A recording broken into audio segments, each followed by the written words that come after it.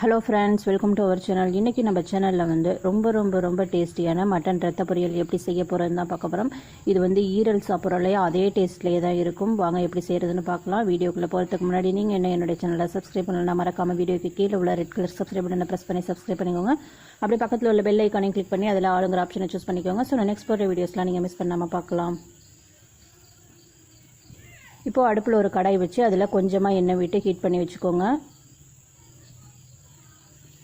எண்ணெயெல்லாம் நல்லா சூடானதுக்கப்புறம் இது கூட வந்து ஒரு ஸ்பூன் அளவுக்கு நம்ம கடலைப்பருப்பு சேர்த்துக்கலாம். இப்போ கடலைப்பருப்பெல்லாம் நல்லா செவந்ததுக்கப்புறம் இது கூட வந்து ஒரு அரை ஸ்பூன் கிட்ட பெருஞ்சீரகம் சேர்த்துக்கலாம். இது கூடவே வந்து 2 பச்சை மிளகாயை இது மாதிரி குட்டி குட்டியாக கட் பண்ணி வச்சுருக்கிறேன். அதையும் சேர்த்து விட்டு நல்லா வதக்கிக்கோங்க.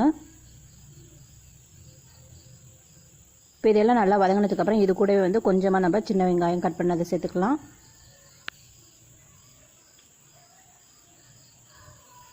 ஒரு கொத்து கருவேப்பிலை சேர்த்துக்கோங்க. இப்போ இது எல்லாம் நல்லா வதங்கினதுக்கப்புறம் நம்ம இது மாதிரி ரத்தத்தை நல்லா கரைச்சி விட்டு இது கூட நம்ம சேர்த்துக்கலாம். நல்லா கட்டியெல்லாம் இல்லாமல் நல்லா கை விட்டு கரைச்சி வச்சுக்கோங்க. இப்போ கைவிடாமல் நல்லா கிளறி விட்டுக்கிட்டே இருங்க. இது வந்து கடையில் வந்து 1 கப்பு அளவுக்கு கொடுப்பாங்க. நல்லா கெட்டியாக இருக்கும். நம்ம கைவிட்டு நல்லா கரைச்சி இது மாதிரி எடுத்து வச்சுக்கோங்க. பாருங்கள், நல்லா கிளறி விட்டுக்கிட்டே இருக்கிறப்ப உங்களுக்கு வந்து அந்த பிளாக் கலராக வருது. இப்போ இதெல்லாம் நல்லா தண்ணியெல்லாம் சுண்டி நல்லா பொலன்னு இருக்கணும். அந்த ஸ்டேஜுக்கு வர வரைக்கும் நல்லா கிளறி விட்டுக்கிட்டே இருங்க. நம்ம தண்ணி சேர்க்காமலேயே நமக்கு அந்த ரத்தம் வந்து தண்ணி விட்டு வருது. தண்ணியெல்லாம் நல்லா கொஞ்சம் சுண்டட்டும்.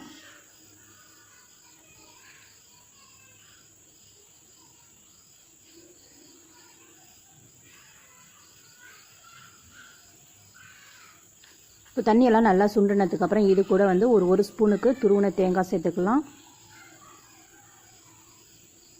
சேர்த்ததுக்கப்புறம் கொஞ்சம் ஹை ஃப்ளேமில் வச்சு நல்லா கிளறி விட்டுக்கோங்க. இது வந்து அந்த ஈரல் டேஸ்ட்டில் இருந்தாலும் சாப்பிட்றதுக்கும் ரொம்ப நல்லாயிருக்கும்.